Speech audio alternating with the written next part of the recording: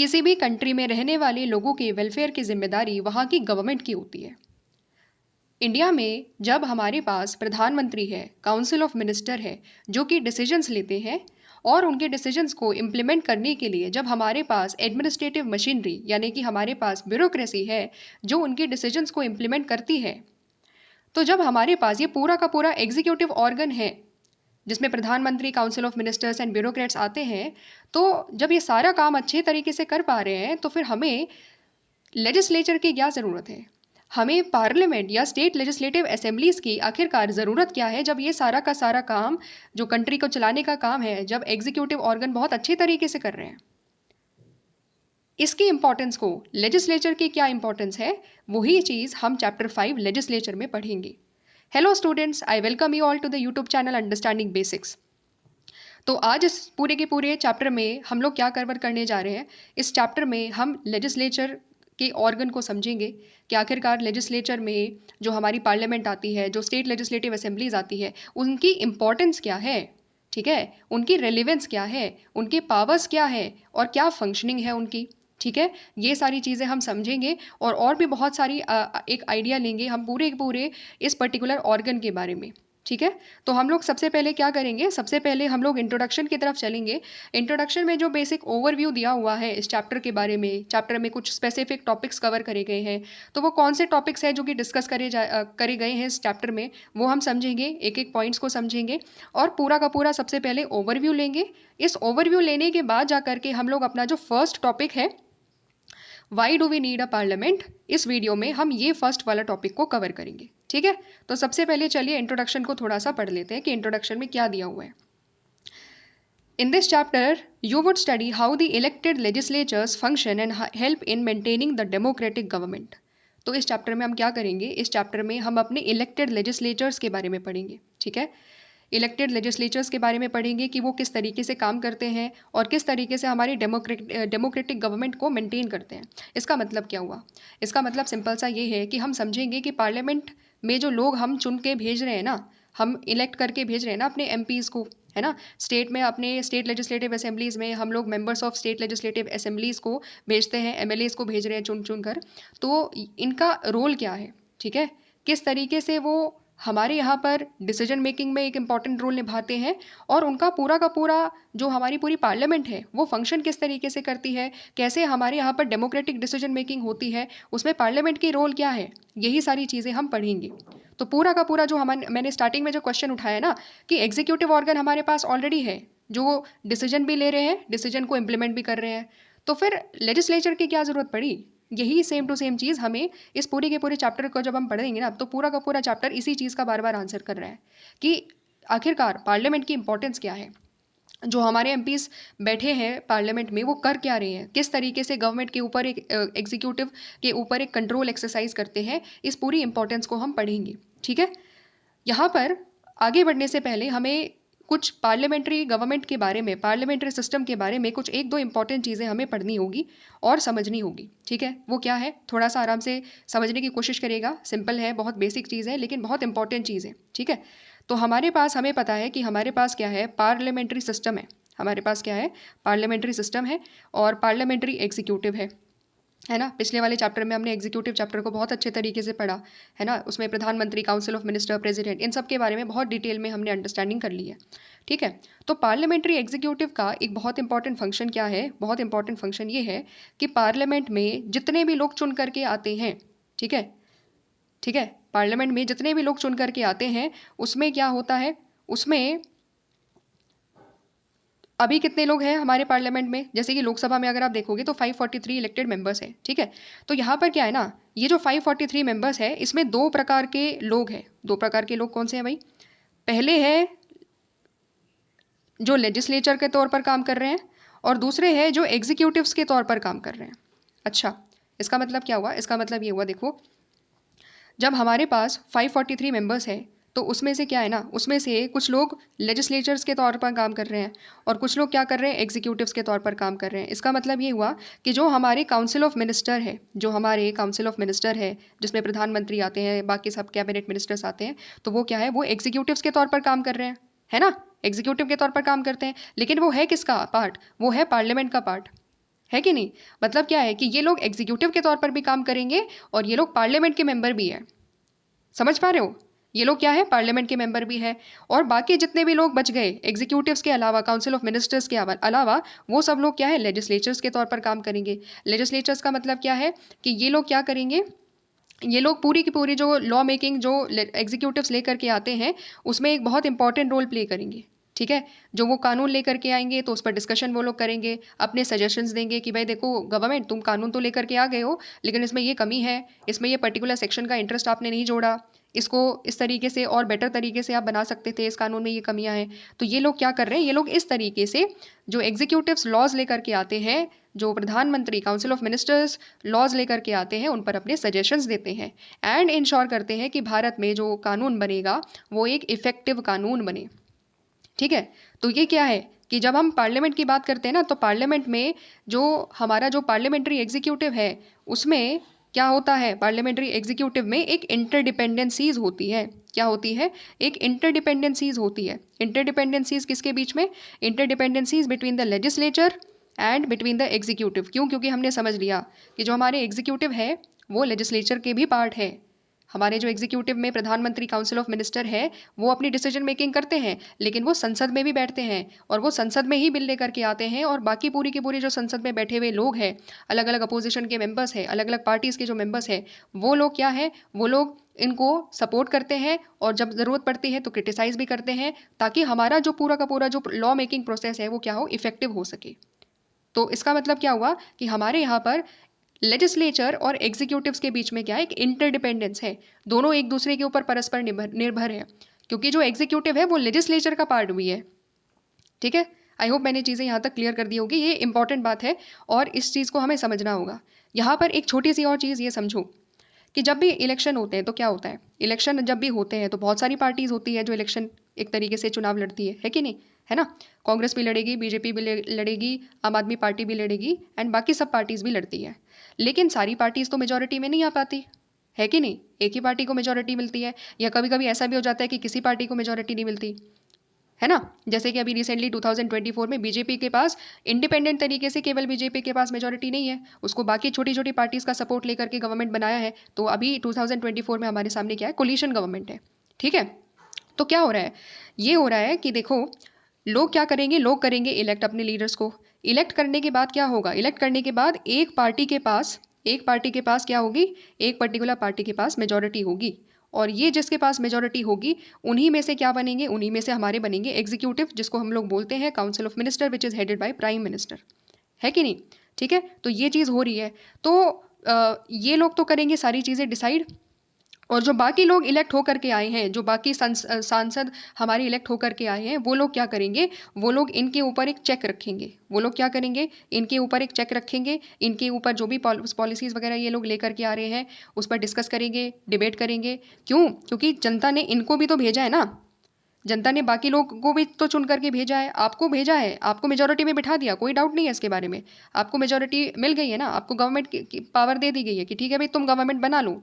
लेकिन तुम गवर्नमेंट तो बनाओ, लेकिन बाकी सब लोग जो बाकी तुम्हारे अलावा अपोजिशन मेंबर्स में जो बैठे हुए हैं, जो बाकी सब चुन कर आए हैं, तो वो भी तो जनता ने भेजे हैं। क्यों भेजे जनता ने? इसलिए भेजे हैं ताकि वो तुम्हारे ऊपर नज़र रख सके, ताकि वो लोग क्या कर सके, जो प्राइम मिनिस्टर है एंड काउंसिल ऑफ मिनिस्टर है उसके ऊपर एक नज़र रख सके और तुम्हारे ऊपर चेक रख सके कि तुम सही तरीके से तो कानून बना रहे हो कि नहीं बना रहे हो, तुम लोगों की आवाज़, सभी लोगों की आवाज़ के अकॉर्डिंगली सुन रहे हो कि नहीं सुन रहे हो, तुम इंक्लूसिव तरीके से डिसीजन मेकिंग बना रहे हो कि नहीं बना रहे हो।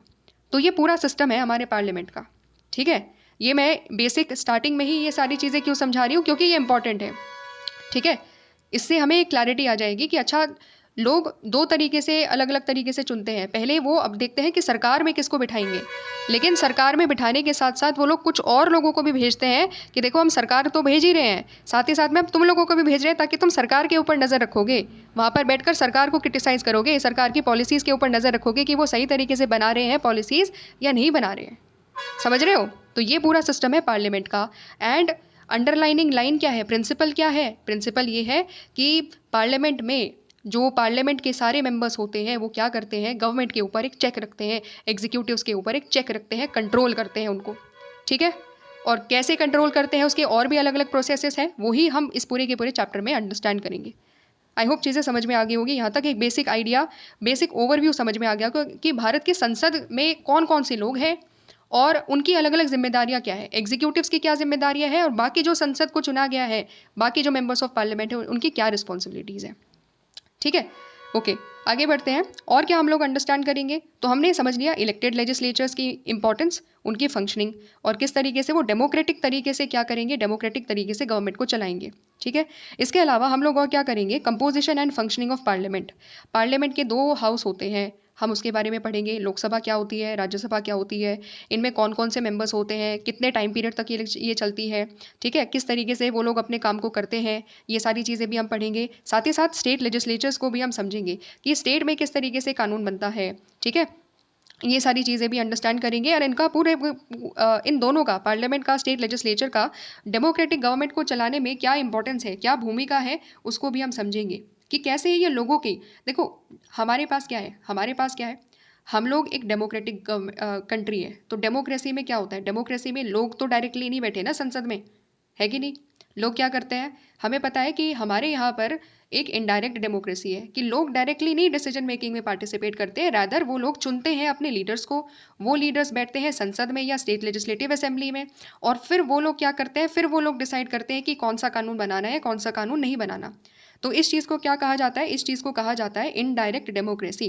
क्या कहा जाता है, इनडायरेक्ट डेमोक्रेसी, या फिर इसको कहा जाता है रिप्रेजेंटेटिव डेमोक्रेसी। क्या कहा जाता है, रिप्रेजेंटेटिव डेमोक्रेसी। इसके बारे में थोड़ा सा और डिटेल में हम अंडरस्टैंड करेंगे कि रिप्रेजेंटेटिव डेमोक्रेसी होती क्या है।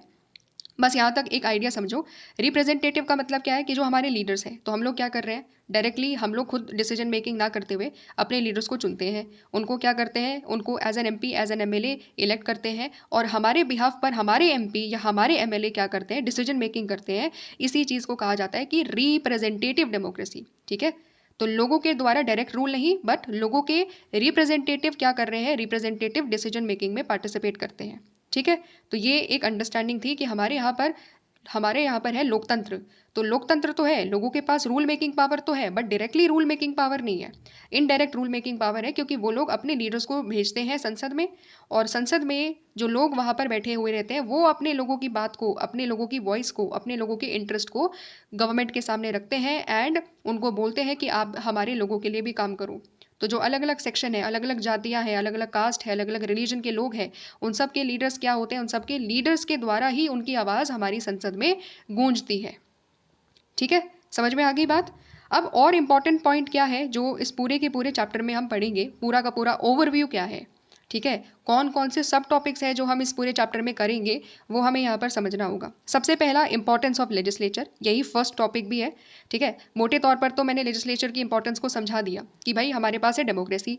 लोकतंत्र में सब लोग तो मिल करके एक साथ आकर डिसीजन मेकिंग नहीं कर सकते ना, क्योंकि ना किसी को कोई सुनेगा, ना कोई किसी की बात मानेगा। क्या हो जाएगा, एकदम एक तरीके से मछली बाजार टाइप्स हो जाएगा अगर इतने सारे 140 करोड़ की जनता एक साथ आकर के डिसीजन मेकिंग करेगी। तो वो चीज़ देखो डायरेक्टली पॉसिबल तो नहीं है, लेकिन इनडायरेक्ट तरीके से पॉसिबल है। और वो पॉसिबल कैसे है, रिप्रेजेंटेटिव डेमोक्रेसी के जरिए कि हम अपने रिप्रेजेंटेटिव्स को भेजेंगे और वो हमारी बात को रखेंगे। ठीक है, तो ये इंपॉर्टेंस है लेजिस्लेचर की, एक पॉइंट है। इसके अलावा भी और कुछ पॉइंट्स हैं जो हम अंडरस्टैंड करेंगे जब ये हम फर्स्ट टॉपिक को कवर करेंगे। तो इंपॉर्टेंस पढ़ेंगे, इंपॉर्टेंस के साथ साथ सेकेंड पॉइंट क्या है, पार्लियामेंट के फंक्शंस क्या है, पार्लियामेंट के पावर्स क्या है। ठीक है, पार्लियामेंट के अलग अलग फंक्शन है, ऐसा नहीं है कि पार्लियामेंट में केवल कानून ही बनता है।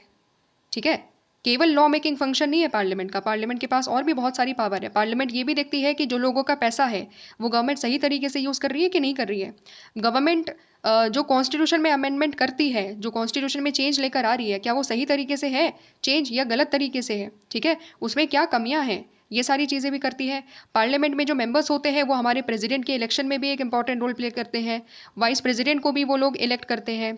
तो इसके अलावा भी बहुत सारे ऐसे रोल हैं। सो पार्लियामेंट का रोल केवल एक लॉ मेकिंग बॉडी तक नहीं है, वो इसका कोर फंक्शन ज़रूर है।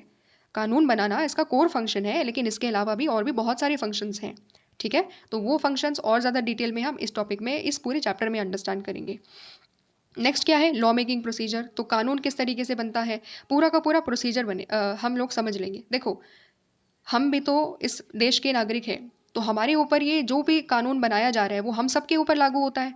तो हमें पता होना चाहिए कि नहीं पता होना चाहिए कि कानून बन कैसे रहा है, कौन कौन जो डिसीजन मेकिंग है, जो जब कानून बनता है तो उसमें कौन कौन पार्टिसिपेट करता है, कानून को लेकर के कौन आता है, बिल को कौन लेकर के आता है। पहली बात तो ये समझना पड़ेगा कि बिल क्या होता है ना, बिल क्या होता है, बिल को कौन लेकर आता है, उस पर डिस्कशन कैसे होता है, फाइनली वो जो बिल है वो एक कानून कैसे बनता है, वो एक एक्ट कैसे बनता है। ये पूरा का पूरा जो प्रोसेस है ना, इस प्रोसेस को हम समझेंगे और ये समझ लेंगे कि जो भी कानून हमारे ऊपर लागू होते हैं वो किस तरीके से बनाए जाते हैं, और एक अवेयर सिटीजन होंगी, पूरी जानकारी होगी कि हमें पता होगा आज से कि हाँ अगर ये कानून बन रहा है तो ये कानून कैसे बना, हम सबको जानकारी हो जाएगी ये चैप्टर पढ़ने के बाद। इसके बाद है how the parliament controls the executive. ठीक है, तो पार्लियामेंट किस तरीके से एग्जीक्यूटिव को कंट्रोल करता है, जो कि मैंने थोड़ा सा अंडरस्टैंडिंग बताई दी है ना, ओवरव्यू में मैंने बता दिया जब हम इंटरडिपेंडेंस की बात कर रहे थे कि लेजिस्लेचर और एग्जीक्यूटिव में एक इंटरडिपेंडेंस है, क्योंकि जो हमारे एग्जीक्यूटिव है वो एग्जीक्यूशन का काम तो कर ही रहे हैं, लेकिन साथ साथ में वो लेजिस्लेचर का पार्ट भी है। तो इसलिए बाकी के लोग जो पार्लियामेंट में बैठे हैं वो लोग क्या करते हैं, एग्जीक्यूटिव को कंट्रोल ही तो करते हैं। ठीक है, तो वो कैसे करते हैं और क्या मेथड्स है, डिबेट्स कैसे होती है, डिस्कशन कैसे होती है, कैसे क्वेश्चन पूछे जाते हैं, एंड पूरी की पूरी जिम्मेदारी कैसे तय करी जाती है एग्जीक्यूटिव की, वही हम समझेंगे इस पूरे के पूरे चैप्टर में। इसके अलावा लास्ट पॉइंट होता है कि how parliament regulate itself. Parliament अपने आप को रेगुलेट कैसे करती है, कैसे जो पार्लियामेंट में जो एमपीज़ है वो उनका बिहेवियर को कैसे रेगुलेट किया जाता है। क्योंकि आप देखोगे आज के टाइम में बहुत ज़्यादा क्या हो रहा है, बहुत ज़्यादा डिसरप्शन हो रहा है, बहुत ज़्यादा वॉकआउट हो जाते हैं, है ना। कोई भी स्पीच दे रहा होगा तो बाकी लोग सुनते ही नहीं है कि नहीं। और भी बहुत ज़्यादा डिसरप्शन होता है, हर कुछ 15-20 मिनट के लिए डिबेट होगी, फिर उसके बाद क्या हो जाएगा, कोई पोस्टर लेकर के आ जाएगा, कोई वेल में कूद पड़ेगा और फिर चिल्लाने लगेंगे, है ना। तो ये सब क्या है, ये सब है कि हमारा पार्लियामेंट बहुत सही तरीके से आज के टाइम में नहीं चल रहा है। तो आखिरकार पार्लियामेंट में किस तरीके से एमपीज़ के बिहेवियर को रेगुलेट किया जाता है ताकि पार्लियामेंट की स्मूथ फंक्शनिंग हो सके। तो वो स्मूथ फंक्शनिंग कैसे इंश्योर करी जाती है कि बिना किसी बहुत ज़्यादा डिसरप्शन के पार्लियामेंट अच्छे तरीके से अपना लॉ मेकिंग का जो काम है वो सही तरीके से कर सके, ढंग से कर सके, इफेक्टिव तरीके से कर सके, वो ऐसे तरीके क्या है। ठीक है, तो उस तरीकों के बारे में हम समझेंगे एंड इंश्योर करेंगे, समझेंगे कि पार्लियामेंट आखिरकार अपने आप को रेगुलेट कैसे करती है। ठीक है, तो ये पूरे के पूरे ओवरव्यू दिया मैंने कि ये सारे पॉइंट्स हैं जो चैप्टर को, इस पूरे के पूरे चैप्टर को कवर करते हैं। एंड इनको पढ़ने के बाद हम क्या करेंगे, इस पूरे के पूरे पॉइंट्स को पढ़ने के बाद हम बहुत ज़्यादा अवेयर हो जाएंगे हमारी संसद के बारे में, हमारी पार्लियामेंट के बारे में, and legislature as an organ के बारे में पता चल जाएगा कि लेजिस्लेचर की इंपॉर्टेंस क्या है और किस तरीके से आखिरकार हमारे यहाँ पर कानून बनता है, क्या प्रोसीजर है, और पूरी की पूरी जो जानकारी है वो हमें एक सही तरीके से पता हो जाएगी। ठीक है, तो एक एग्जैक्ट आइडिया हमें हो जाएगा ये चैप्टर पढ़ने के बाद। इसके बाद हम लोग क्या करते हैं, हम लोग अपना सबसे पहला टॉपिक अंडरस्टैंड करते हैं। तो एक चीज़ और देखो, टॉपिक को शुरू करने से पहले एक सजेशन रहेगा कि ये जो चैप्टर है ना, इस चैप्टर में बहुत सारी चीज़ें बताई गई है जो एक्चुअली में आप देख सकते हो। कैसे देख सकते हो, आप आज से जैसे ही जब भी आप इस वीडियो को देखोगे या फिर जब भी आप अपने चैप्टर को शुरू करोगे तो आप एक काम कर सकते हो कि आप रेगुलर बेसिस पर न्यूज़ पेपर्स को फॉलो कर सकते हो, या फिर टीवी में जो न्यूज़ आती है, राज्यसभा टेलीविज़न है, ठीक है, एंड लोकसभा टेलीविज़न है, तो उसमें जो डिबेट्स होती है, ठीक है, तो उन डिबेट्स को आप थोड़ा सा देखा करो, आज से क्लोजली देखा करो, उनको कुछ महीनों के लिए फॉलो करो। क्योंकि फॉलो जब करोगे ना तो आप चीज़ों को रिलेट कर पाओगे, जो हम बुक में पढ़ेंगे, जो हम पूरे चैप्टर में पढ़ेंगे, उसको और अच्छे तरीके से समझ पाओगे अगर आप ये चीज़ एक्चुअली में अपने आप होते हुए देखोगे, है ना। कोरिलेट हम तभी तो कर पाते हैं कि हमने चीज़ पढ़ी और एक्चुअली में फिर हमने ये चीज़ देख भी ली कि अच्छा यार ये बात तो सही है कि ऐसे ही पार्लियामेंट में आज के टाइम में बहुत ज़्यादा डिसरप्शन हो रहा है, ठीक है, और सही तरीके से डिबेट नहीं हो पा रही है आज के टाइम में। ठीक है, तो ये चीज़ आप ऑब्जर्व करना चालू करना, ठीक है, एक्सपीरियंस लेना इन चीज़ों का, और रियलिटी में इस चीज़ को देखना कि अच्छा किस तरीके से हमारी संसद काम करती है, बजट कब पेश होता है, उसमें क्या होता है बजट जब पेश हो रहा है। तो पूरी की पूरी पार्लियामेंट का जब भी कोई सेशन होता है उसके बारे में कवरिंग्स करी जाती है न्यूज़ में कि आज ये डिबेट हुआ, ये डिस्कशन हुआ, आज संसद इस तरीके से संसद की कार्यवाही को स्थगित कर दिया गया। थोड़ा सा फॉलो करना, रिलेट ज़्यादा कर पाओगे, चीज़ें ज़्यादा बेटर तरीके से समझ में आएगी। ठीक है, तो ये मेरी तरफ से एक सजेशन था। अब हम लोग शुरू करते हैं सबसे पहला topic, why do we need a parliament. आखिरकार हमें पार्लियामेंट की ज़रूरत क्या है, हमें क्यों चाहिए संसद। ठीक है, थोड़ा सा तो बेसिक बैकग्राउंड तो मैंने बता दिया कि हमें क्यों चाहिए, लेकिन फिर भी थोड़ा सा और कुछ एक दो इंपॉर्टेंट पॉइंट्स आपकी बुक में दिए हुए हैं, उसको हम समझ लेते हैं। थोड़ा सा एक्सप्लेन करूँगी, फिर उसके बाद जो इंपॉर्टेंट पॉइंट्स हैं उनको हम रीड करेंगे तो बिल्कुल चीज़ें क्लियर हो जाएगी। ठीक है, सबसे पहली बात, हमें पता है कि हम क्या है, हमें डेमोक्रेसी। तो अगर हम डेमोक्रेसी है तो हमने अंडरस्टैंड करा था कि हम लोग डायरेक्ट डेमोक्रेसी तो नहीं है, हम लोग क्या है, रिप्रेजेंटेटिव डेमोक्रेसी है। तो हम अपने रिप्रेजेंटेटिव्स को संसद में बिठाते हैं और उनको बोलते हैं कि हमारी ब्याह पर हमारी आवाज़ को तुम संसद में उठाओगे। ये चीज़ समझ ली थी हम लोगों ने, है ना। तो ये जो पार्लियामेंट है, पार्लियामेंट क्या है, पार्लियामेंट हमें एक स्पेस प्रोवाइड करता है। पार्लियामेंट वो जगह है जहाँ पर हमारी पूरी पूरी जो सोसाइटी है, जो पूरी सोसाइटी है, उनके हर सेक्शन का रिप्रेजेंटेशन होता है। पूरी की पूरी सोसाइटी के हर सेक्शंस का क्या होता है, रिप्रेजेंटेशन होता है। ठीक है। तो जब रिप्रेजेंटेशन होता है तो क्या होगा, रिप्रेजेंटेशन होगा तो फिर हर कास्ट के लोग भी होंगे, रिलीजन के लोग भी होंगे, हर रीजन से भी आएंगे, साउथ से भी आएंगे, नॉर्थ से भी आएंगे, ठीक है, लैंग्वेज से भी आएंगे, अलग अलग लैंग्वेजेस से, अलग अलग एथनिसिटी से भी आएंगे। तो भारत के कल्चर का भी रिप्रेजेंटेशन वहाँ पर होगा, होगा कि नहीं होगा। तो पार्लियामेंट क्या है, parliament is a place where representation, where the representatives of every section of Indian society is present. ठीक है। तो वहाँ पर क्या होता है, पार्लियामेंट वो जगह है जहाँ पर हमारे पूरी सोसाइटी के रिप्रेजेंटेटिव्स हैं। और वो जब रिप्रेजेंटेटिव्स हैं तो क्या करेंगे, हमारी पूरी सोसाइटी को रिप्रेजेंट करेंगे, उनकी वॉइस को उठाएंगे वहाँ पर, उनके इंटरेस्ट को वहाँ पर उठाएंगे। तो इससे क्या हो रहा है, पूरे भारत के लोगों का क्या हो रहा है, रिप्रेजेंटेशन हो रहा है वहाँ पर। तो इसीलिए ये चीज़ क्या होती है, डेमोक्रेसी में यही तो होता है ना कि रिप्रेजेंटेशन होगा, हर किसी की आवाज़ को उठाया जाएगा। तो पार्लियामेंट रिप्रेजेंटेटिव डेमोक्रेसी को प्रैक्टिस करने का एक तरीका है। समझ में आ गया। ये सबसे पहला पॉइंट है कि representation of every section of society is possible through parliament. समझ में आ गया फर्स्ट पॉइंट। दूसरी इंपॉर्टेंट चीज़ जो हमने ऑलरेडी थोड़ा सा डिस्कस कर लिया है, दूसरी इंपॉर्टेंट चीज़ है कि पार्लियामेंट क्या करती है, पार्लियामेंट एग्जीक्यूटिव को कंट्रोल करती है। पार्लियामेंट क्या करती है, हमारे एग्जीक्यूटिव को कंट्रोल करती है। ठीक है। हमें पता है कि गवर्नमेंट में आप बैठे हो क्योंकि आपके पास क्या है, मेजोरिटी है। गवर्नमेंट में जो प्रधानमंत्री है एंड काउंसिल ऑफ मिनिस्टर है, ठीक है, जैसे सपोज अभी एट प्रेजेंट बीजेपी है, ठीक है, और बाकी अदर अदर पार्टीज़ हैं जिन सबका कोलिशन है, वो गवर्नमेंट में बैठे हुए हैं। चलो ठीक है। तो आपके पास गवर्नमेंट है, आपके पास मेजोरिटी है, मेजॉरिटी तो है, लेकिन आपको कंट्रोल भी तो करना पड़ेगा ना, ये भी तो देखना पड़ेगा ना कि बाकी सभी जो अपोजिशन मेंबर्स है, कांग्रेस है, तृणमूल कांग्रेस है, ठीक है, और आम आदमी पार्टी है, जो भी अपोजिशन मेंबर्स है जो एट प्रेजेंट गवर्नमेंट में नहीं है, बट लोगों ने उनको चुना है और लोगों ने उनको भेजा है। तो वो लोग क्या करेंगे, वो लोग आपके ऊपर एक इफेक्टिव तरीके से कंट्रोल करेंगे। वो लोग देखेंगे कि आप कहीं ऐसे तो कानून नहीं बना रहे हो जो बहुत ज़्यादा डिस्क्रिमिनेटरी कानून हो। ठीक है। पहली चीज़ वो देखेंगे। दूसरी इंपॉर्टेंट चीज़ कि जब भी आप कोई कानून लेकर के आओगे तो वो ये इंश्योर करेंगे कि आप जो भी कानून लेकर के आओ वो क्या हो, इंक्लूसिव कानून हो। ठीक है। इंक्लूसिव डिसीजन मेकिंग हो। ऐसा ना हो कि किसी केवल और केवल एक पर्टिकुलर सेक्शन के लिए ही आप गवर्नमेंट पूरी की पूरी तरीके से सारी पॉलिसीज एक ही पर्टिकुलर सेक्शन के लिए बना रहे हो। नहीं, ऐसा नहीं हो सकता। वहाँ पर अलग अलग रिलीजन के लोग हैं, अलग अलग रीजन के लोग हैं, अलग अलग आइडियोलॉजीज़ के लोग हैं। तो वो लोग क्या करेंगे, वो लोग आपको चेक करेंगे, आप के जो भी डिसीजन होंगे उनको इंश्योर किया जाएगा कि वो इंक्लूसिव डिसीजन हो। गवर्नमेंट किसी के साथ अनफेयर तरीके से अनजस्ट ना करे, और गवर्नमेंट क्या हो, गवर्नमेंट फेयर तरीके से काम करे, इंक्लूसिव डिसीजन मेकिंग हो। और इसके लिए क्या होगा, इसके लिए बाकी सभी लोग जो पार्लियामेंट में नहीं है, जब भी कोई बिल आता है तो वो लोग क्या करेंगे, वो लोग अपने सजेशंस देंगे। वो लोग क्या करेंगे, सजेशंस देंगे कि हमारा ये सजेशन है, इसको और बेटर करो। ठीक है। इसमें इस पर्टिकुलर इंटरेस्ट को भी जोड़ो, इसमें इस पर्टिकुलर सेक्शन के लिए भी कुछ प्रोविजन बनाओ। तो क्या हो रहा है, इस तरीके से यहाँ पर एग्जीक्यूटिव को कंट्रोल किया जा रहा है। ठीक है। फार्मर्स की आवाज़ उठाया जाएगा, ट्राइबल्स के लिए बोला जाएगा, विमेंस के लिए बोला जाएगा, स्टूडेंट्स की आवाज़ उठेगी। तो क्या होगा, जितने भी सेक्शन है पूरी इंडियन सोसाइटी के, उनकी बात करी जाएगी एंड इंश्योर किया जाएगा कि जो एग्जीक्यूटिव है वो हर सेक्शन के लिए काम कर रहा है। समझ पा रहे हो। तो ये एक इंपॉर्टेंट चीज़ है। और इससे और क्या इंश्योर होगा, लंबी लंबी जब डिबेट्स होगी, प्रॉपर तरीके से जब डिबेट होगी हर डिसीजन पर, जो भी गवर्नमेंट पॉलिसी लेकर आना चाहेगी, जो भी गवर्नमेंट कानून लेकर आना चाहेगी, तो वो क्या होगा, वो डिबेट के ज़रिए ही पास किया जाएगा। हर कोई क्या करेगा, हर कोई मेंबर अपोजिशन पार्टी से भी हो, अदर पार्टी से भी हो, तो वो लोग क्या करेंगे, वो लोग डिबेट करेंगे एंड इंश्योर करेंगे कि उसमें बिल्कुल कोई भी एक तरीके से वो बहुत इफ़ेक्टिव कानून हो। और उसमें क्या होगा, उसमें हर किसी का इंटरेस्ट कहीं ना कहीं इन्वॉल्व होना चाहिए। समझ रहे हो। तो ये इंपॉर्टेंट है। दो इंपॉर्टेंट पॉइंट हम लोगों ने मोटे तौर पर अंडरस्टैंड करें। पहला पॉइंट रिप्रेजेंटेशन का, कि पूरी की पूरी इंडियन सोसाइटी के रिप्रेजेंटेटिव्स हमारी संसद में बैठे रहते हैं, इसीलिए हमें संसद चाहिए। वो लोग अपने अपने अपने लोगों के इंटरेस्ट को वहाँ पर रखते हैं, उनकी आवाज़ उठाते हैं। पहला पॉइंट ये पढ़ा। दूसरा इंपॉर्टेंट पॉइंट ये पढ़ा कि एग्जीक्यूटिव्स को कंट्रोल किया जाता है पार्लियामेंट में। ठीक है। एंड इंश्योर किया जाता है कि एग्जीक्यूटिव्स सही तरीके से अपनी पावर को यूज़ करें, इफेक्टिव कानून बनाएं और इंक्लूसिव डिसीजन मेकिंग को करें। समझ में आ गया। तो ये तो हो गया एक मोटा मोटा अंडरस्टैंडिंग। और आपकी बुक में क्या दिया हुआ है, कुछ और इंपॉर्टेंट पॉइंट्स दिए हुए हैं, उसको अंडरस्टैंड करते हैं।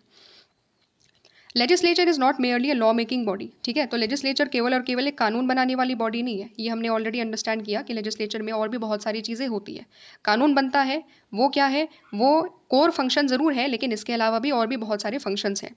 It is the centre of all the democratic process. It is packed with action, walkout, protest, demonstration, unanimity, concern and cooperation. तो क्या होता है कि हमारी जो पूरी की पूरी संसद है उसमें सारे डेमोक्रेटिक प्रोसेस होते हैं। इंडिया डेमोक्रेसी है, लोकतंत्र से ही हमारा देश चलेगा। तो तरीका क्या होना चाहिए डिसीजन मेकिंग का, फिर वो भी डेमोक्रेटिक होना चाहिए, डिस्कशन होना चाहिए, डिबेट होना चाहिए। तो वो कैसे होगा, वो पार्लियामेंट में होता है, ठीक है। तो जो पार्लियामेंट में हमारी क्या है, अलग अलग एक्शंस होते हैं, वॉकआउट किए जाते हैं। तो जब भी गवर्नमेंट नहीं सुनती है तो क्या होता है, अपोजिशन मेंबर्स क्या करते हैं, वॉकआउट करते हैं, संसद में लोकसभा से बाहर आ जाते हैं। तो जब बाहर आ जाएंगे तो क्या होगा, बाहर आ जाएंगे तो फिर ये एक साइन है, गवर्नमेंट को ये बताया जा रहा है कि we are not happy with the way in which you are bringing up the policies, ठीक है। तो ये क्या है, ये गवर्नमेंट को कहीं ना कहीं प्रेशराइज करेगा कि आपकी आवाज़ को नहीं सुना जा रहा, गवर्नमेंट तुम कहीं ना कहीं गलत तरीके से डिसीजन मेकिंग कर रहे हो। और जो अपोजिशन ऐड करना चाहता है आपके कानून में, या अपोजिशन की जो आप बात है आप सही तरीके से नहीं सुन रहे हो, इसलिए अपोजिशन वॉकआउट कर रहा है। अपोजिशन आपकी बात को सुन ही नहीं रहा और अपोजिशन सदन से बाहर निकल रहा है, समझ रहे हो। तो ये वॉकआउट होते हैं वहाँ पर, प्रोटेस्ट होते हैं वहाँ पे, ठीक है, देखा होगा आपने जनरली, डेमोन्स्ट्रेशन होते हैं, ठीक है। और यूनानिमिटी भी होती है, साथ ही साथ कंसर्न भी होता है एंड कोऑपरेशन भी होता है। दोनों चीज़ें होती है, देखो पॉजिटिव भी होती है, नेगेटिव भी होती है। पॉजिटिव का मतलब यहाँ पर क्या है, पॉजिटिव का मतलब है कि जब कुछ इंपॉर्टेंट डिसीजन मेकिंग होती है, जैसे सपोज विमेंस रिजर्वेशन बिल, तो विमेंस रिजर्वेशन बिल में क्या दिखेगा, कोऑपरेशन दिखेगा आपको, कि हर पार्टी अपोजिशन की हो चाहे गवर्नमेंट में बैठी हुई पार्टी हो, वो क्या कर रहे हैं, जितने भी मेंबर्स हैं ज़्यादातर लोगों ने उसको क्या करा, उस पर्टिकुलर बिल को सपोर्ट करा। तो कॉपरेशन भी होता है, बहुत सारी इश्यूज़ पर कॉपरेशन भी दिखाई देता है कि जो कंट्री के हित में है ना, उसके लिए क्या होगा, सारी पार्टीज़ अपनी अपनी आइडियोलॉजी से ऊपर उठकर कंट्री के लिए भी काम करती है, एंड कंट्री के लिए जो कानून अच्छा होता है उस पर वोट भी करते हैं, सब लोग मिलकर करते हैं। तो वो हो गया कॉपरेशन। और साथ ही साथ में ये हो गया पॉजिटिव। और कुछ नेगेटिव्स भी है। नेगेटिव्स में क्या है कि बहुत ज़्यादा डिसरप्शन, बहुत ज़्यादा प्रोटेस्ट, और क्या होता है, एक दूसरे की बात को सुनते भी नहीं है लोग, एक दूसरे की बात को नहीं सुनते हैं। कोई मेंबर बोल रहा है तो अपोजिशन वाले चिल्लाएंगे, गवर्नमेंट के मेंबर बोल रहे हैं, अगर अपोजिशन के मेंबर्स बोल रहे हैं तो गवर्नमेंट वाले बहुत ज़्यादा चिल्लाएंगे। तो क्या हो रहा है, इसकी वजह से कहीं ना कहीं डिसरप्शन बहुत ज़्यादा होता है।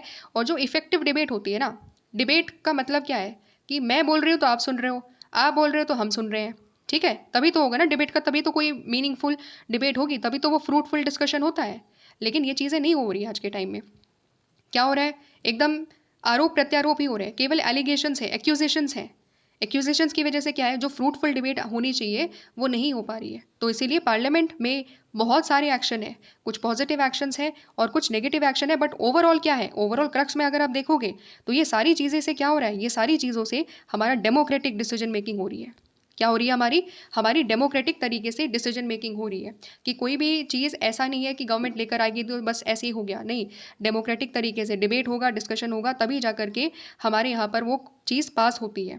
इसके अलावा indeed a genuine democracy is inconceivable without a representative efficient and effective legislature. हमें पता है कि अगर हम डेमोक्रेसी चाहते हैं, जेन्युइन डेमोक्रेसी चाहते हैं, तो उसके लिए हमें लेजिस्लेचर चाहिए होगा, है ना। लोकतंत्र कैसे होता है, लोकतंत्र में लोगों की बात आनी चाहिए, लोगों की बात रिप्रेजेंटेटिव्स लेकर के आएंगे, तो वो रिप्रेजेंटेटिव्स और इफेक्टिव और एफिशिएंट तरीके से जब लेजिस्लेचर को चलाया जाएगा, तभी हमारे यहाँ पर जेन्युइन डेमोक्रेसी भी होगी, रियलिटी में लोकतंत्र होगा। Legislature also helps in holding the representatives accountable, ठीक है। It therefore this is Indeed the very basis of representative democracy. तो लेजिस्लेचर क्या करता है, लेजिस्लेचर जो लोगों के रिप्रेजेंटेटिव्स हैं उनको अकाउंटेबल भी ठहराता है। क्वेश्चन पूछे जाते हैं गवर्नमेंट से कि गवर्नमेंट बताइए आपने मणिपुर के लिए क्या किया है, मणिपुर में तो डिस्ट्रप्शन है, तो फिर अब तक क्या पॉलिसीज़ उठाई है आपने, कौन कौन से स्टेप्स आपने लिए हैं, and despite you have taken the steps, आज भी मणिपुर में पीसफुल तरीके से चीज़ें रिस्टोर क्यों नहीं हो पा रही है, बताइए, आप जवाब दीजिए, ठीक है। भारत के लोग जानना चाहते हैं आपसे। इस प्रकार के क्वेश्चंस उठाए जाते हैं। तो क्या हो रहा है, ये क्या है, ये है अकाउंटेबिलिटी, ठीक है। आपको लोगों ने बिठाया है, सरकार में आप लोगों को बिठाया गया है ना, लोगों ने आपको मेजोरिटी दे रखी है, तो फिर आपकी जिम्मेदारी बनती है लोगों को बताना कि आप क्या कर रहे हो गवर्नमेंट में बैठकर, ठीक है। कोई भी प्रोसेस है, अनएम्प्लॉयमेंट अगर बढ़ता जा रहा है तो बताइए आपने अनएम्प्लॉयमेंट को करने के लिए, कम करने के लिए क्या करा, ठीक है। अगर महंगाई बढ़ती जा रही है तो महंगाई पर क्वेश्चन उठते हैं, ठीक है। अगर विमेन के सेफ्टी इश्यूज़ का कंसर्न है तो विमेन के सेफ्टी इश्यूज़ पर कंसर्न उठाया जाता है और पूछा जाता है कि गवर्नमेंट आप क्या कर रहे हो, ठीक है। समझ रहे हो? तो ये क्या है? ये है गवर्नमेंट के जो गवर्नमेंट में जो बैठी हुई पार्टी है, गवर्नमेंट में जो बैठे हुए हमारे पीएम है एंड काउंसिल ऑफ मिनिस्टर है, उनसे क्वेश्चन करना और क्वेश्चन करते हुए इनकी अकाउंटेबिलिटी यानी कि जवाबदेही, जिम्मेदारी को तय करना कि आपकी जिम्मेदारी है, लोगों ने आपको बिठाया है, आपको प्रधानमंत्री बनाया है, आपको काउंसिल ऑफ मिनिस्टर बनाया है, तो आपकी जिम्मेदारी है डिसीजंस लेना। तो आपने क्या किया अब तक बताओ ज़रा एक बार जनता को। ठीक है, तो क्वेश्चन अपोजिशन मेंबर्स उठाते हैं इस तरीके से एंड अकाउंटेबिलिटी को इंश्योर करते हैं। समझ में आ गया? और यही चीज़ क्या है? रिप्रेजेंटेटिव है। क्यों ऐसा क्वेश्चन वो पूछ रहे हैं? क्योंकि लोगों ने बिठाया ही उनको इसीलिए है कि तुम हमारी रिप्रेजेंटेटिव हो, हमारी बिहाफ पर तुम क्वेश्चन पूछोगे गवर्नमेंट से। और यही चीज़ क्या होती है? रिप्रेजेंटेटिव डेमोक्रेसी होती है। समझ में आ गया? आई होप चीज़ें समझ में आ गई होगी यहाँ पर जो हम लोगों ने अंडरस्टैंडिंग करी।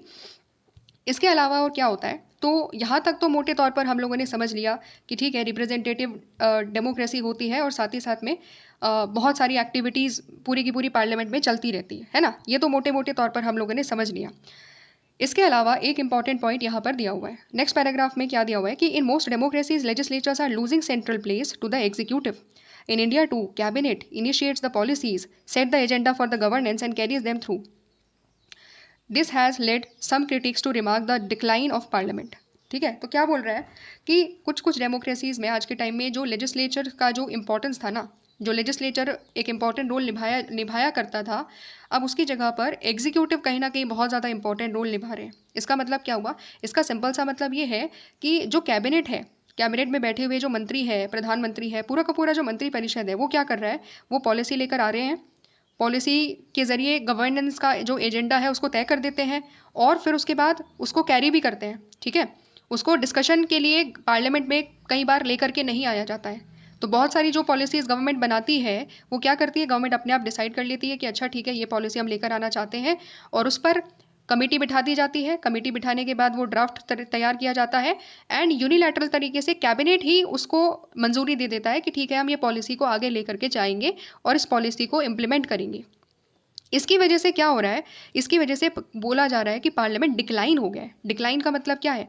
पार्लियामेंट का डिक्लाइन का मतलब ये है कि पार्लियामेंट में जो डिबेट होना चाहिए था, हर चीज़ पर डिबेट और डिस्कशन जो होना चाहिए था, कहीं ना कहीं वो हो ही नहीं पा रहा है। क्यों? क्योंकि सारी की सारी चीज़ें क्या हो रही है? गवर्नमेंट जो कैबिनेट है वो पॉलिसीज़ डिसाइड कर रही है और संसद में उस चीज़ पर डिबेट ही नहीं हो रही है। तो इसकी वजह से क्या बोला जा रहा है कि पार्लियामेंट डिक्लाइन हो गया है। ठीक है, पार्लियामेंट में जो डिबेट होनी चाहिए थी वो नहीं हो पा रही है बिकॉज गवर्नमेंट पॉलिसीज़ को संसद में रख ही नहीं रही है। ठीक है, ये चीज़ यहाँ पर बोली जा रही है। लेकिन अगर ये चीज़ हो रही है तो साथ साथ में कुछ एक और इम्पॉर्टेंट चीज़ है जिस पर हमें ध्यान देना होगा। But even very strong cabinet must retain the majority in the legislature. A strong leader has to face the parliament and answer the satisfaction of the parliament. तो क्या बोल रहे हैं? And herein lies the democratic potential of the parliament. तो क्या बोल रहे हैं कि भले ही चलो ठीक है, मान लिया कि यहाँ पर कैबिनेट ही सारी चीज़ें, कैबिनेट पॉलिसीज डिसाइड करते हुए बिना डिस्कशन करे आगे लेकर के चली जाती है एंड इम्प्लीमेंट करवाती है। चलो ठीक है, ये तो मान लिया, लेकिन इसका मतलब ये नहीं है ना कि पार्लियामेंट की कोई इंपॉर्टेंस ही नहीं है। अगर कुछ कुछ डिसीजंस में, सारे डिसीजन देखो ऐसे नहीं हो सकते कि गवर्नमेंट पार्लियामेंट में लेकर के ना आ पाए। कभी भी कोई भी कानून आएगा पार्लियामेंट में ही पेश करना पड़ेगा, वो मैंडेटरी है। ठीक है, वो क्या है? मैंडेटरी है।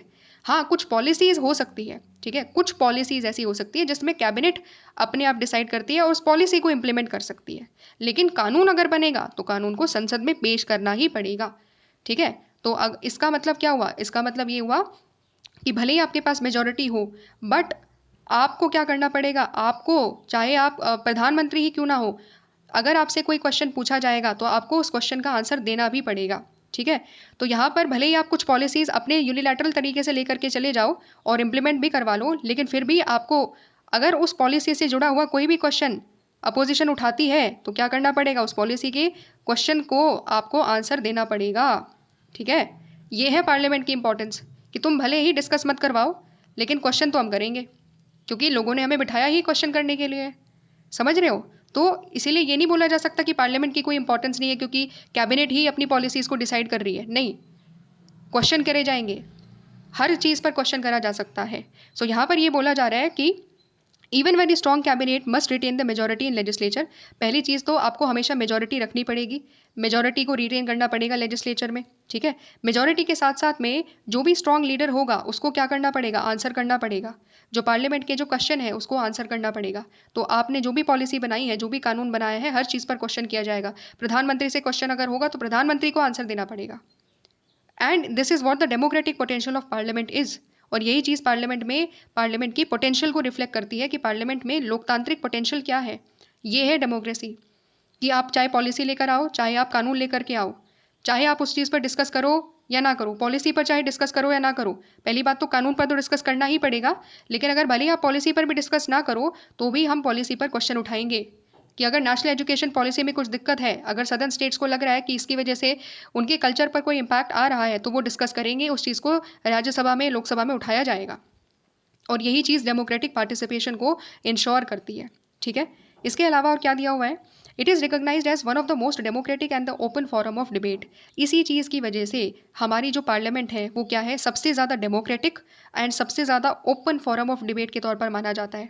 क्यों डेमोक्रेटिक और ओपन फॉरम माना जाता है, क्योंकि यहाँ पर 543 मेंबर्स है ना, तो 543 में से कोई भी एक मेंबर ऊपर उठ करके क्वेश्चन कर सकता है गवर्नमेंट से कि आपने ये पॉलिसी बनाई थी, इस पॉलिसी में आज के टाइम में ये कमियां हैं, तो आप सुधार करने के लिए क्या कर रहे हो, ठीक है। या फिर अगर आप सपोज ऐसा पूछना है, न्यू एजुकेशन पॉलिसी आप लेकर के आए थे 2020 में, 5 साल हो गए हैं आज के टाइम तक, आपने क्या करा इंप्लीमेंट करने के लिए, ठीक है।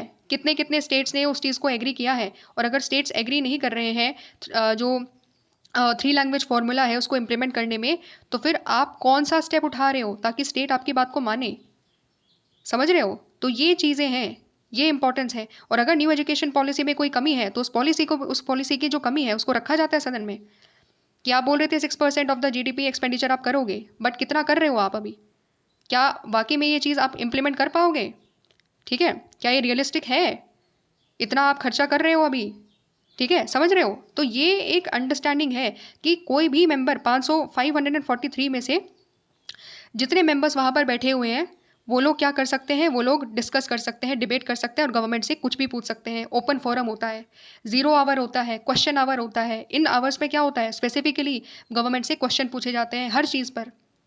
चाइना के लिए क्या किया, अगर चाइना हमारी बाउंड्री में आ रहा है तो क्या स्टेप्स हम लोगों ने लिए अपनी बाउंड्रीज को डिफेंड करने के लिए, ठीक है।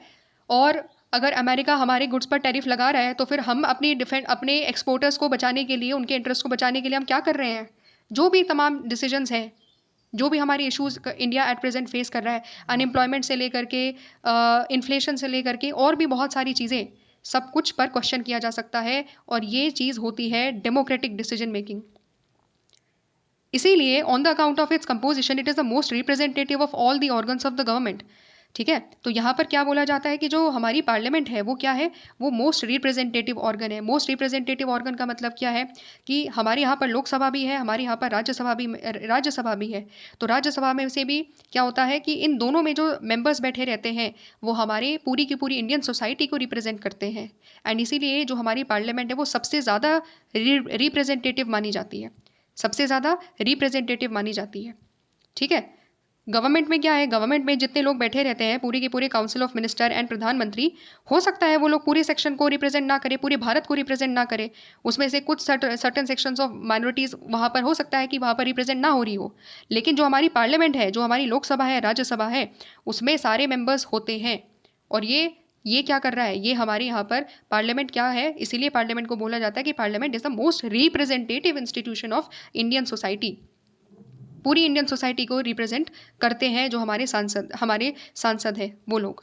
समझ में आ गया, ठीक है, ओके। तो ये चीज़ यहाँ पर क्या है, पूरा का पूरा जो हम लोगों ने अंडरस्टैंडिंग ली, अगर हम समझे कि पार्लियामेंट हमें क्यों चाहिए। पहली बात, डेमोक्रेसी को चलाने के लिए। डेमोक्रेसी में रिप्रेजेंटेटिव हमारी डेमोक्रेसी है। हमारी डेमोक्रेसी क्या है, रिप्रेजेंटेटिव डेमोक्रेसी है कि हम अपने रिप्रेजेंटेटिव्स को भेजते हैं, वो हमारे बिहाफ पर चुनते हैं, हमारे बिहाफ पर चीज़ें डिसाइड करते हैं, कानून को बनाते हैं। तो इसकी वजह से भी हमें पार्लियामेंट चाहिए। साथ ही साथ पार्लियामेंट में डेमोक्रेटिक डिसीजन मेकिंग होती है, इसलिए भी हमें पार्लियामेंट चाहिए होगी। साथ ही साथ में पार्लियामेंट सबसे ज़्यादा डेमोक्रेटिक और सबसे ज़्यादा ओपन फॉरम ऑफ डिबेट का फोरम है। एंड पार्लियामेंट सबसे ज़्यादा रिप्रेजेंटेटिव ऑर्गन है हमारी पूरी की पूरी गवर्नमेंट का। एंड एग्जीक्यूटिव्स को कंट्रोल भी करती है हमारी पार्लियामेंट। इन सब चीज़ों की वजह से हमें क्या चाहिए, हमें पार्लियामेंट चाहिए, ठीक है। समझ पा रहे हो? तो ये हम लोगों ने एक अंडरस्टैंडिंग ले ली कि फर्स्ट टॉपिक हम लोगों ने समझ लिया, why do we need parliament. इसके अलावा यहाँ पर कुछ एक्टिविटीज़ दी हुई है, ठीक है। इस वाली चीज़ में, ये वाला जो पोर्शन है, इसमें कुछ इंपॉर्टेंट एक दो पॉइंट्स हैं, थोड़ा सा डिस्कस कर लेते हैं, 1-2 मिनट ही लगेगा, लेकिन इंपॉर्टेंट पॉइंट्स है इसलिए मैं डिस्कस कर रही हूँ, ठीक है। तो यहाँ पर क्या दिया हुआ है, यहाँ पर दिया हुआ है कि कैसे कुछ हमारे सामने कुछ सर्टेन इंस्टेंसेस है जिसमें लेजिस्लेचर या तो सक्सीड हुई है या फिर वो फेल हुई है in maintaining the control over the executive. तो हम लोग कुछ एक एक दो इंस्टेंसेस देखेंगे, एक एक दो एग्जांपल्स देखेंगे कि किस तरीके से लेजिस्लेचर एग्जीक्यूटिव्स के ऊपर क्या कर रही है, कंट्रोल करने की कोशिश कर रही है। तो सबसे पहले यहाँ पर क्या दिया हुआ है, यहाँ पर जो सबसे पहला एग्जाम्पल है, जो सबसे पहला इंस्टेंस दिया हुआ है, वो है जसवंत सिंह का। तो फाइनेंस मिनिस्टर जसवंत सिंह ने क्या करा था, उन्होंने प्रपोज किया था कि वो यूरिया या फिर जो अदर फर्टिलाइजर्स है उनके प्राइसेस को क्या कर देंगे, इंक्रीज़ कर देंगे, ठीक है। कुछ सर्टेन अमाउंट से क्या कर देंगे, इंक्रीज़ कर देंगे। तो उसके बाद क्या हुआ देखते हैं। तो जब फाइनेंस मिनिस्टर ने डिसीजन लिया कि वो यूरिया के प्राइसेस या फर्टिलाइजर के प्राइसेस को इंक्रीज़ कर देंगे, तो फिर कुछ समय के बाद क्या हुआ, कुछ समय के बाद फाइनेंस मिनिस्टर को वो डिसीजन को रोल बैक करना पड़ा, मतलब वापस लेना पड़ा। क्यों? क्योंकि बहुत ज़्यादा ऑपोजिशन ने क्या कर दिया था, ऑपोजिशन ने बहुत ज़्यादा प्रोटेस्ट कर दिया, बहुत ज़्यादा प्रेशराइज करा गवर्नमेंट को कि इसकी वजह से फार्मर्स के ऊपर बहुत ज़्यादा नेगेटिव इम्पैक्ट पड़ेगा, ठीक है। फार्मर्स वैसे ही सुसाइड कर रहे हैं, फार्मर्स के ऊपर बहुत ज़्यादा ऑलरेडी खर्चा हुआ है, तो अगर आप फर्टिलाइज़र के प्राइस को बढ़ा दोगे तो उनके लिए चीज़ें और ज़्यादा महंगी हो जाएगी, उनके पास बहुत कम बचत होगी फिर, है कि नहीं। तो इसकी वजह से, ये सारी इश्यूज़ की वजह से क्या हुआ, अपोजिशन मेंबर्स ने एक साथ प्रोटेस्ट और डेमोन्स्ट्रेशन किया होगा, और उसकी वजह से गवर्नमेंट को अपना ये जो डिसीजन था प्राइस इंक्रीज़ करने का, वो वापस लेना पड़ गया, ठीक है। इसके अलावा कुछ और इंपॉर्टेंट इश्यूज़ हुए, जैसे कि यूरिया के प्राइस को तो हाइक किया ही जा रहा था, साथ ही साथ पेट्रोलियम प्राइसेस को भी हाइक किया जा रहा था, ठीक है। तो इसकी वजह से क्या होता, महंगाई बहुत ज़्यादा बढ़ जाती। जब महंगाई बहुत ज़्यादा बढ़ जाती तो महंगाई क्या है, लोगों को डायरेक्ट तरीके से अफेक्ट करती है। तो इसीलिए अपोजिशन मेंबर्स ने क्या करा, अपोजिशन मेंबर्स ने एक वॉकआउट किया। वॉकआउट करने की वजह से क्या हुआ, 2 दिन तक कम से कम वॉकआउट हुआ, और उसकी वजह से हाउस प्रॉपर तरीके से नहीं चल पाया, ठीक है। समझ रहे हो? तो ये क्या है, ये देखो वॉकआउट क्या है, वॉकआउट का एक ऐसा तरीका है जिसकी वजह से सदन की जो कार्यवाही है वो नहीं चल पाती। सदन की कार्यवाही क्यों नहीं चल पाती, क्योंकि जब अपोजिशन मेंबर्स ही नहीं है तो फिर आपको कोई भी बिल वगैरह पास करवाना है तो उनसे तो कंसेंट लेनी पड़ेगी ना, आपको उनका वोट भी तो चाहिए होगा कि नहीं चाहिए होगा, है कि नहीं। तो जब सदन में अपोजिशन मेंबर्स ही नहीं है तो फिर यूनिलैटरल तरीके से तो आप आगे नहीं बढ़ सकते सदन की कार्यवाही को, इसलिए क्या करना पड़ता है, स्थगित करना पड़ता है। इसीलिए गवर्नमेंट के ऊपर प्रेशर बनता है कि अब हमें कुछ करना होगा, या तो हमें डिसीजन को वापस लेना पड़ेगा या अपोजिशन से बात करनी पड़ेगी, ठीक है। तो ये क्या है, ये एक तरीका है जिसके ज़रिए एग्जीक्यूटिव्स को कंट्रोल किया जा रहा है लेजिस्लेचर्स के द्वारा, ठीक है। कि देखो तुमने प्राइस बढ़ा दिया है, वो चीज़ ठीक नहीं है, इन्फ्लेशन बहुत ज़्यादा बढ़ जाएगा, और आम लोग फिर हम लोगों से कंप्लेन करेंगे कि आपको हमने संसद में बिठाया था और आप लोग गवर्नमेंट के जो गलत डिसीजन है उस पर कुछ एक्शन ही नहीं ले रहे हो, ठीक है। तो उनको भी क्या करना पड़ता है, लोगों को जवाब देना पड़ता है कि वो लोग भी संसद में बैठे हुए, तो वो लोग क्या कर रहे हैं, है कि नहीं। तो इस तरीके से क्या हो रहा है कि वो कंट्रोल करते हैं एग्जीक्यूटिव्स को। और क्या दिया हुआ है, और यहाँ पर कुछ और इम्पॉर्टेंट बात हुई है, हाँ। और क्या हुआ है, और यहाँ पर लोकसभा में एक पर्टिकुलर पॉइंट ऑफ टाइम पर 1983 में लोकसभा ने क्या करा, लोकसभा ने यूनानिमसली, यानी कि एक मत से, ठीक है, सब लोगों ने डिसाइड किया कि वो लोग ऑफिशियल बिजनेस को सस्पेंड करेंगे एंड आसाम के इश्यूज पर डिस्कस करेंगे। इसका मतलब क्या हुआ, यूनानिमस कंसेंसस हुआ, मतलब अपोजिशन मेंबर्स ने भी एंड गवर्नमेंट ने भी डिसाइड किया कि जो प्रोसीडिंग चल रही है हाउस की, जो ऑफिशियल बिजनेस चल रहा है, उस ऑफिशियल बिजनेस को हम बंद करेंगे, ठीक है। जिस कानून पर डिस्कशन किया जा रहा है अभी उसको स्थगित करेंगे, उसको रोकेंगे कुछ टाइम पीरियड के लिए, और आसाम के ऊपर डिस्कस करेंगे, ठीक है। And home minister PC Sethi एक स्टेटमेंट देते हैं, I seek the cooperation of all the members whatever their views and policies in promoting harmony among the different communities and groups living in Assam. What is needed now is not acrimony but a healing touch. तो उस time period में 1983 में आसाम में बहुत ज़्यादा protest हो रहे थे, ठीक है। तो उस टाइम पीरियड में क्या लगा, संसद को लगा कि हमें जो नॉर्मल बिजनेस है, जो हम कानून बना रहे हैं, जो नॉर्मल डिबेट डिस्कशन कर रहे हैं, उसको कुछ टाइम पीरियड के लिए रोकना चाहिए। और आसाम में क्या हो रहा है, कंट्री में क्या हो रहा है, आज कंट्री के एक स्पेसिफिक स्टेट में क्या हो रहा है, उसको डिस्कस करना चाहिए कि वहाँ आसाम के लोग क्या चाहते हैं, आसाम के लोग किस तरीके से संसद से कुछ डिमांड कर रहे हैं उसको सुना जाना चाहिए। तो इसीलिए फिर होम मिनिस्टर ने कुछ पर्टिकुलर स्टेटमेंट दिया कि हम सब लोगों को संसद में अपोजिशन मेंबर हो, गवर्नमेंट मेंबर हो, सब लोगों को एक साथ आना पड़ेगा एंड इंश्योर करना पड़ेगा कि वो लोग आसाम के लोगों के साथ एक आसाम के लोगों के प्रति संवेदनाएं प्रकट करें एंड जो उनकी डिमांड है, जो वहाँ पर हो रहा है, उस पर थोड़ा सा डिस्कशन हो ताकि डिसाइड किया जा सके सब मेंबर्स के द्वारा कि हम अगला स्टेप क्या ले सकते हैं। तो इसका मतलब क्या हुआ कि जब भी कोई ऐसी इमरजेंसी सिचुएशन होती है, जब भी कोई बहुत ज़्यादा इम्पॉर्टेंट इशू होता है, तो उस इम्पॉर्टेंट इशू पर डिस्कस किया जाता है और बाकी जो नॉर्मल डिस्कशन होता है उसको हटाया जाता है और उसकी जगह पर कुछ नॉर्मल जो इम्पॉर्टेंट डिस्कशन होता है उसको डिस्कस किया जाता है। समझ रहे हो? ठीक है। सिमिलरली अभी जो रिसेंटली जैसे मणिपुर इशू चल रहा था काफ़ी टाइम पीरियड से, तो अपोजिशन मेंबर्स क्या कर रहे हैं? Opposition members no confidence motion लेकर के आ रहे हैं। ठीक है। एंड और भी अदर स्टेप्स लिए जा रहे हैं, और भी अदर मोशंस पास किए जा रहे हैं ताकि उस पर्टिकुलर स्पेसिफिक इश्यूज पर डिस्कस किया जा सके कि मणिपुर की प्रॉब्लम को कैसे रिजॉल्व किया जाएगा। ठीक है। तो क्या हो रहा है, इस तरीके से गवर्नमेंट के ऊपर एक्सरसाइज किया जा रहा है कंट्रोल। गवर्नमेंट को चेक किया जा रहा है कि गवर्नमेंट आप मणिपुर पर क्या स्टेप लेना चाहते हो, आपकी पॉलिसी क्या है, आप कौन से डिसीजन को लेना चाहते हो, ये लगातार क्वेश्चन किया जा रहा है। ये जितने भी प्रोसेस हमने देखे ना, वॉकआउट का हम लोगों ने स्टेप देखा, साथ ही साथ में प्रोटेस्ट की वजह से जो फाइनेंस मिनिस्टर थे उन्होंने जो प्राइस हाइक कर दिया था उसको वापस लेना पड़ा। यहाँ पर नॉर्मल बिजनेस की जगह पर जो डिबेट है आसाम के ऊपर उस पर डिबेट करी जा रही है। ये सारे तरीके क्या है? ये सारे वो तरीके हैं जिसके ज़रिए गवर्नमेंट के ऊपर कंट्रोल किया जा सकता है। ठीक है। एंड लास्ट पॉइंट आ जाता है, Congress members voice the protest against atrocities on Harijans in Andhra Pradesh. तो आंध्र प्रदेश में हरिजन्स के साथ कुछ एट्रोसिटीज़ हो रही थी, कुछ डिस्क्रिमिनेशन हो रहा था, वायलेंस हो रहा था, तो कांग्रेस मेंबर्स ने क्या करा, उसके ऊपर आवाज़ उठाई। ठीक है। समझ रहे हो? तो ये चीज़ है। कांग्रेस के मेंबर्स, हो सकता है कि कांग्रेस के जो कुछ दलित मेंबर्स हैं जो उसी कम्युनिटी से आते हैं, उन्होंने वो आवाज़ उठाई हो, क्योंकि उनका काम क्या है? उनका काम ये है कि चलो ठीक है, they are the Congress member, वो कांग्रेस मेंबर है, लेकिन कांग्रेस मेंबर के साथ साथ वो दलित कम्युनिटी के भी तो मेंबर है ना।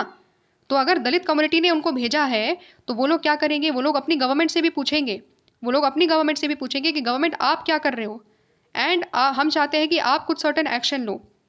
इस एक इंपॉर्टेंट पॉइंट को यहाँ पर समझो। अगर बीजेपी गवर्नमेंट में है ना, तो बीजेपी में सपोज 240 लोग मेंबर जीत करके आए हैं इस बार। ठीक है। समझ रहे हो? तो 240 मेंबर्स में थे, सारे के सारे काउंसिल ऑफ मिनिस्टर में नहीं बैठेंगे, क्योंकि काउंसिल ऑफ मिनिस्टर में अराउंड 71 है। तो उसमें कुछ कोलिशन मेंबर्स के भी कुछ कोलिशन पार्टीज़ के भी मेंबर होंगे और कुछ बीजेपी के मेंबर होंगे। ठीक है। समझ रहे हो? तो यहाँ पर सारे के सारे मेंबर्स मिनिस्टर नहीं बन सकते हैं। तो जो बाकी मेंबर्स बीजेपी के जो मिनिस्टर नहीं बन पाए, वो है तो बीजेपी से, लेकिन क्या इसका मतलब ये है कि वो बीजेपी के जो काउंसिल ऑफ मिनिस्टर है, जो बीजेपी में जो कैबिनेट मिनिस्टर है, जो होम मिनिस्टर है, जो डिफेंस मिनिस्टर है, उससे क्वेश्चन नहीं कर सकते हैं क्या? बिल्कुल भी नहीं, वो क्वेश्चन करते हैं। तो बीजेपी का अगर कोई एमपी है, बीजेपी का अगर कोई एमपी है, तो वो बीजेपी के जो मिनिस्टर है, होम मिनिस्टर, डिफेंस मिनिस्टर, उनसे क्वेश्चन करते हैं। क्यों? क्योंकि भले ही आप बीजेपी की पार्टी के मेंबर हो, लेकिन आप एक स्पेसिफिक कास्ट से हो सकते हो, आप एक स्पेसिफिक कॉन्स्टिट्यूएंसी से हो सकते हो, और वहाँ की कॉन्स्टिट्यूएंसी के लोगों ने आपको भेजा है। और आप केवल बीजेपी के मेंबर नहीं हो, आपको अपनी कॉन्स्टिट्यूएंसी के लोगों को भी रिप्रेजेंट करना है, वहाँ की इशूज़ को भी रिप्रेजेंट करना है। तो अगर आपके यहाँ पर एजुकेशन नहीं मिल पा रही है लोगों को, अगर एम्प्लॉयमेंट नहीं मिल पा रही है, तो फिर आप अपनी गवर्नमेंट में बैठे हुए पर्टिकुलर मिनिस्टर से क्वेश्चन पूछोगे। ये होता है रिप्रेजेंटेटिव। इस चीज़ को समझो यहाँ पर। ठीक है। तो यहाँ पर पार्टी लाइन से ऊपर उठ कर के क्वेश्चन किए जाते हैं। भले ही आप सेम पार्टी के हो तो क्या हुआ, आप मिनिस्टर हो, आप मेरे भी मिनिस्टर हो, मैं भी बीजेपी का हूँ, आप भी बीजेपी के हो, लेकिन हो तो आप मेरे मिनिस्टर ना। तो फिर हम आपसे क्वेश्चन पूछेंगे कि आप क्या कर रहे हो, हमारी कॉन्स्टिट्यूएंसी में इस पर्टिकुलर सेक्शन को प्रॉब्लम हो रही है, तो फिर हम चाहते हैं कि आप कुछ सर्टन स्टेप्स लो उस पर्टिकुलर चीज़ के लिए। इसीलिए बोला जाता है कि ये सबका रिप्रेजेंटेशन करता है। ठीक है। जो वहाँ पर संसद में लोग बैठे रहते हैं, इरिस्पेक्टिव कि वो किस पार्टी से है, वो बीजेपी से है, वो कांग्रेस से है, फ़र्क नहीं पड़ता, वो लोग क्वेश्चन करेंगे। वो लोग क्वेश्चन करेंगे अपने ही मिनिस्टर से भी। ठीक है। उनसे इन्फॉर्मेशन लेंगे, उनकी अकाउंटेबिलिटी को वो लोग भी इंश्योर करते हैं। It is not just that कि केवल अपोजिशन मेंबर्स ही उनकी अकाउंटेबिलिटी को इंश्योर करता है। नहीं, जो गवर्नमेंट में बैठे हुए हैं लेकिन जो काउंसिल ऑफ मिनिस्टर नहीं है, जो केवल एमपी है, सेम ही पार्टी से है, लेकिन पूछेंगे वो लोग क्वेश्चन भी। ठीक है। समझ रहे हो? तो ये चीज़ है, और यही सेम टू सेम चीज़ यहाँ पर भी पर्टिकुलरली हुई होगी, जो कांग्रेस मेंबर्स ने आवाज़ उठाई है और जो एट्रोसिटीज़ वहाँ पर हो रही थी आंध्र प्रदेश में, उसके लिए। समझ रहे हो? तो ये तरीके हैं ये तरीके हैं जिसके ज़रिए क्या हो रहा है, हमारी पूरी पार्लियामेंट का सिद्धांत क्या है, हमारी पूरी पार्लियामेंट चलती है अकाउंटेबिलिटी के ऊपर कि देखो तुम्हें सरकार में बिठाया गया है तो बाकी सभी लोग क्या करेंगे, तुम्हारी अकाउंटेबिलिटी को इंश्योर करेंगे। काउंसिल ऑफ मिनिस्टर एंड प्रधानमंत्री जी, आप ऐसा नहीं है कि सरकार में आ गए हो तो फिर आप कुछ करोगे नहीं। जो हम आपसे क्वेश्चन पूछेंगे आपको जवाब देना पड़ेगा, ठीक है, आपको काम करना पड़ेगा। हम इसीलिए प्रोटेस्ट भी करेंगे, हम वॉकआउट भी करेंगे, हम डेमोन्स्ट्रेशन भी करेंगे, हम अपने लोगों की आवाज़ भी आपके सामने रखेंगे और आपको जवाब देना पड़ेगा, आपको कार्यवाही करनी पड़ेगी। समझ में आ रहा है? तो ये पूरा प्रिंसिपल है रिप्रेजेंटेटिव डेमोक्रेसी का, जिसमें अकाउंटेबिलिटी इंश्योर किया जाता है, लोगों की आवाज़ को रखा जाता है उनकी रिप्रेजेंटेटिव्स के द्वारा। आई होप समझ में आ गया होगा, पूरा का पूरा एक अंडरस्टैंडिंग हम लोगों ने ले ली कि why do we need parliament. समझ में आ गया होगा? अगर आ गया तो कमेंट कर देना और शेयर कर देना इसको अपने दोस्तों के साथ में, ठीक है। मिलते हैं हम लोग नेक्स्ट वीडियो में, जहाँ पर हम लोग अपने नेक्स्ट टॉपिक को कवर करेंगे, why do we need 2 houses of parliament.